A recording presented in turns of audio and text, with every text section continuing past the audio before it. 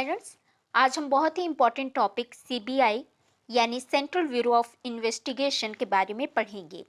केंद्रीय जांच ब्यूरो का इतिहास, उसका किस तरह से निर्माण होता है, उसके क्या कार्य हैं, जैसे कई इम्पोर्टेंट टॉपिक्स को हम यहाँ पर देखेंगे।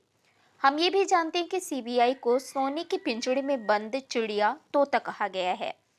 सीबीआई की स्थापना 1963 में गृह मंत्रालय के एक संकल्प के द्वारा भ्रष्टाचार को रोकने के लिए संथानम आयोग की सिफारिश पर हुई थी।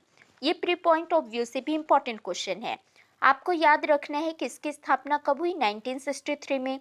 दूसरी बात ये कि किस कमेटी की रिकमेंडेशन पर हुई, तो संथानम आयोग जो था, संथानम कमेटी थी, इसके रिकमेंडेशन पे सीबीआई की स्थापना की गई थी। और क्यों की गई थी? तो इसका सबसे मुख्य कार्य जो है वो है करप्शन को रोकना, भ्रष्टाचार की रोकथाम करना।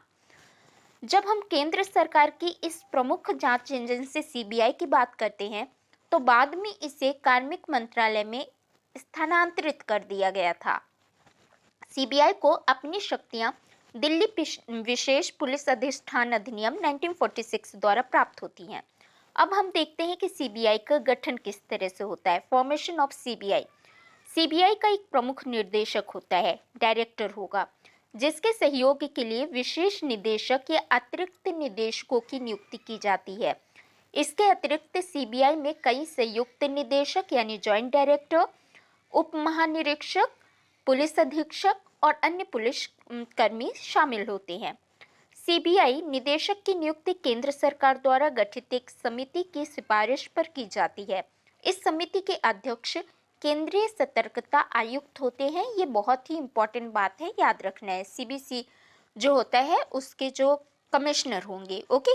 तो केंद्रीय सतर्कता आयुक्त इस समिति के अध्यक्ष होते हैं, जिसकी सिफारिश पर सीबीआई निदेशक की नियुक्ति की जाती है। इसके अलावा सतर्कता आयुक्त गृह मंत्रालय के सचिव तथा मंत्रिमंडल सचिवालय के सचिव इसके सदस्य होते हैं।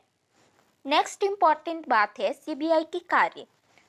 तो सीबीआई के कार्य की जब बात करेंगे हम यहाँ पर, केंद्र सरकार के कर्मचारियों के भ्रष्टाचार और अनियमितता की आदि मामलों की जांच करना सबसे इम्पोर्टेंट है, क्योंकि भ्रष्टाचार को कम करना इसका मुख्य उद्देश्य है। तो जो सेंट्रल गवर्नमेंट के एम्प्लॉय होते हैं उनमें करप्शन और इरेगुलरिटीज की जितने इश्यूज होते हैं उनकी जांच करना। दूसरा इम्पोर्टेंट वर्क है राजकोषीय और आर्थिक कानून, जैसे आयात निर्यात से जुड़े कानून, विदेश मुद्रा विनिमय आदि के उल्लंघन के मामलों की जांच करना। तीसरा है पेशेवर अपराधियों के संगठित गिरोह द्वारा किए गए गंभीर अपराधों की जांच करना। और नेक्स्ट है भ्रष्टाचार निरोधक एजेंसियों तथा विभिन्न राज्य पुलिस बलों के बीच समन्वय यानी कोऑर्डिनेशन को एस्टैब्लिश करना। किनके बीच में? भ्रष्टाचार निरोधक एजेंसी और विभिन्न राज्य पुलिस बलों के बीच में। नेक्स्ट है राज्य सरकार के अनुरोध पर किसी सार्वजनिक महत्व के मामले की जांच करना। तो ये इसके मुख्य कार्य हैं।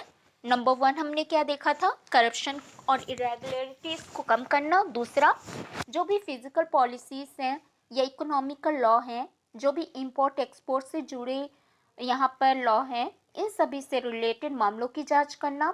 जो भी अपराधी हैं उनके द्वारा किए गए गंभीर अपराधों की जांच करना। और राज्य पुलिस बल, जो स्टेट पुलिस फोर्स होते हैं, जैसा कि हम जानते हैं कि जो पुलिस है वो राज्य सूची का विषय है। शेड्यूल 7 में 3 लिस्ट दी गई है। उन 3 लिस्ट में यदि पुलिस की बात की जाए, ये प्री में अक्सर पूछा भी जाता है, तो पुलिस किसकी कैटेगरी में आता है, किस लिस्ट में आते हैं? राज्य सूची यानी स्टेट लिस्ट का पार्ट होता है। और इसके अलावा नेक्स्ट काम इसका क्या है? राज्य सरकारों के अनुरोध पर किसी सार्वजनिक महत्व, जो भी पब्लिक इम्पोर्टेंस का इशू है, उसकी जांच करना। तो ये सीबीआई के मुख्य कार्य हैं। जब हम आगे